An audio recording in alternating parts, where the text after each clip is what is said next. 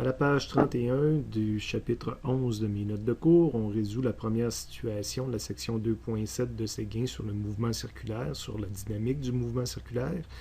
Situation qui s'intitule « Un bloc tournoie au bout d'une corde » et dont on peut lire le libellé à la page 254 du livre de Séguin.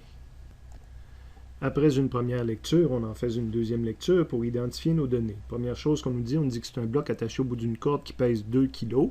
Donc on a notre valeur de masse. D'une corde qui a 0,5 mètres de longueur, donc on doit être capable de traduire ça en un rayon de courbure, parce qu'on va tourner au bout de la corde, donc on va tourner en rond sur une trajectoire circulaire qui va avoir un rayon de 0,5 mètres. On est sur une table, l'objet glisse sur une table sans frottement, donc une information, force de frottement est égale à 0. On lance le bloc, puis il va tourner en rond avec une période de 3 secondes. Donc 3S pour ce 3 secondes, puis le symbole pour la période, c'est T majuscule. On désire déterminer le module de la tension dans la corde.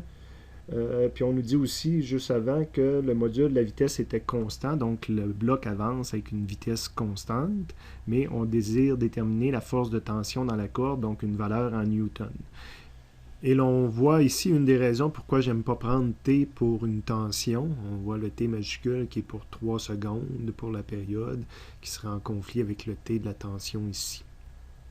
Au niveau du dessin, on a un objet sur une trajectoire circulaire. La meilleure façon de montrer la situation, ça va être une vue de haut.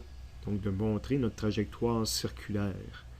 Donc la corde va être à quelque part ici pour tenir l'objet qui va tourner en rond. Donc je vais dessiner mon objet quelque part sur la trajectoire circulaire. Un point, c'est une masse. Le rayon, la longueur de ma corde. Force de frottement égale à 0, on n'a pas besoin d'illustrer les zéros. La période de 3 secondes, je vais le mettre proche de ma trajectoire. Montrer que l'objet se déplace, je vais mettre un vecteur vitesse qui est constant, je le dessine une fois. Et je cherche la force de tension dans la corde, donc à l'endroit où j'ai dessiné mon objet, je vais vous montrer qu'il y a une force qui tire vers le centre. Il y a une corde à cet endroit-là. On a toujours dit qu'une corde avait une force qui existait aux deux extrémités de la corde. Donc la corde tire sur l'objet, c'est ça qui va le forcer à avoir la trajectoire circulaire. Évidemment, un peu comme dans le chapitre 4, parce qu'on a une trajectoire circulaire, on va toujours dessiner notre vecteur accélération centripète. Et maintenant, je suis prêt à essayer de solutionner mon problème. Donc ma façon de faire, c'est de regarder le point d'interrogation, de dire que je cherche une force. Faut que je trouve une formule qui me permet de trouver des forces. La plupart du temps, en dynamique, on faisait la somme des forces selon X, selon Y. Ça va être un peu le même principe, mais étant donné que je tourne, je vais faire la somme des forces centripètes. Donc, je pourrais aller dans le résumé, là, mais on connaît très bien cette forme-là, la deuxième loi de Newton. Mais au lieu de l'écrire selon X, je vais l'écrire selon C, selon l'axe vers le centre. Somme des forces centripètes qui est égale à M en C. Du côté des forces, habituellement, on listait toutes les forces qui agissaient selon un axe donné. Là, c'était l'axe C vers le centre. J'ai dessiné juste la force de tension. Mais habituellement, quand on faisait une somme des forces, on dessinait toutes les forces qui existent. Quelles sont les autres forces qui existent dans ce problème-là? Il n'y a pas de ressort. La première qu'on rencontre toujours, c'est FG. Je pourrais me demander où c'est que je dessine FG. Mais là, c'est une vue de haut. FG, il serait dirigé vers la feuille, vers l'écran. Si je voudrais dessiner le vecteur FG, là, je ne peux pas le dessiner ni vers le haut ni vers le bas. J'aimerais ça pouvoir être en 3 dimensions, là, puis faire tourner ce vecteur-là pour qu'il pointe vers le fond de l'écran. Comment je peux montrer que FG pointe vers le fond de l'écran, parce que je regarde de haut. Je ne sais pas si je n'avais déjà parlé jusqu'à maintenant, mais c'est en mettant un X comme ça. Ça, c'est un vecteur qui rentre dans la feuille. Okay? Évidemment, je ne balance pas présentement parce que si j'ai un vecteur qui rentre dans la feuille, la masse devrait s'en aller vers la feuille aussi, à moins que quelque chose le balance qui sort de la feuille. Évidemment, on est sur une...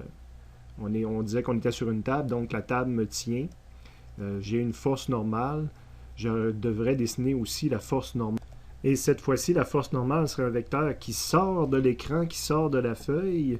Donc, la façon de montrer, ce serait le vecteur qui est ici, là, mais que je voudrais mettre la flèche sortant de l'écran, donc la partie pointue de la flèche. Donc, la façon de le montrer, c'est un rond comme ça c'est un vecteur qui sort de la feuille.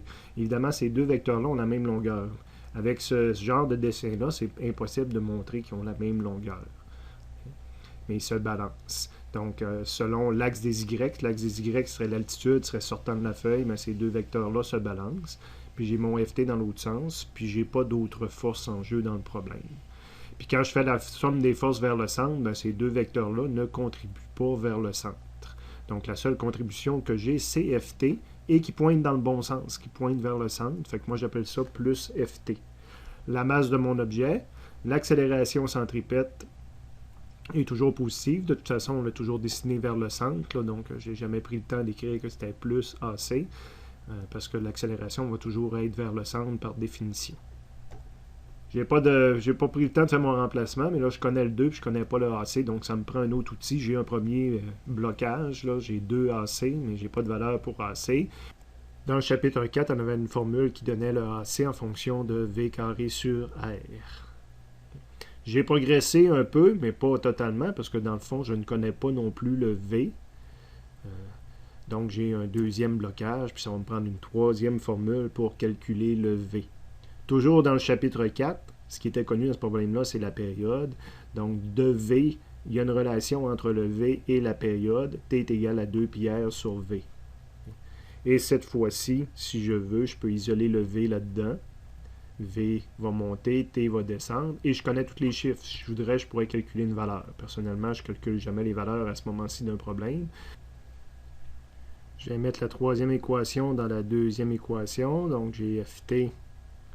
Je réécris mon FT est égal à M. Je réécris mon M fois V carré. Mais là, je vais prendre ça que je vais mettre au carré. Donc, ça me donne 2 pi au carré, R carré, et divisé par V au carré. Et j'ai un divisé par R à la fin, donc j'ai un divisé par R en bas ici. Je vais faire des mathématiques, simplifier ce qui est simplifiable. Alors, R avec le R en bas ici. Donc, il va me rester R, M, 2 pi carré. Il me reste 1 R, puis T carré. Je peux mettre des chiffres si je veux et faire le calcul. Mais d'ailleurs, il faut que je le fasse. C'est la valeur que je recherche de force de tension, donc 4,39 newtons. Je profite de l'occasion parce que je me suis donné à recalculer ça avec un étudiant. J'aurais pas arrivé au même résultat au lieu de traiter mes équations, de partir avec le chiffre 1.47 puis de le rentrer ici, donc dire c'est 2 fois 1.047 divisé par 0.5. Je pourrais toujours me permettre de faire ça.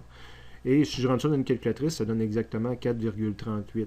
Donc pratiquement le même chiffre, une petite erreur d'arrondissement liée au fait que j'ai arrondi ma valeur ici. Ben donc, je traîne encore plus de virgules, de chiffres après la décimale. C'est pas très important dans ce genre de calcul-là, mais évidemment, si c'est un calcul de résistance dans un pont que je veux construire, ces erreurs d'arrondissement-là, un coup qu'on en fait plusieurs à la chaîne, ben, ça peut devenir dommageable à la fin. Une autre façon de le faire, ça aurait été aussi de encore pire, de prendre le 1.047, au lieu d'avoir écrit ici 1.047, d'avoir écrit 1.05 parce que j'aime ça traîner deux décimales. Ben là, 1.05 au carré divisé par 0.5, ça donne 4.41. Fait qu'on voit qu'on s'éloigne beaucoup plus de notre valeur. C'est le même ordre de grandeur, mais je commence à perdre de la précision.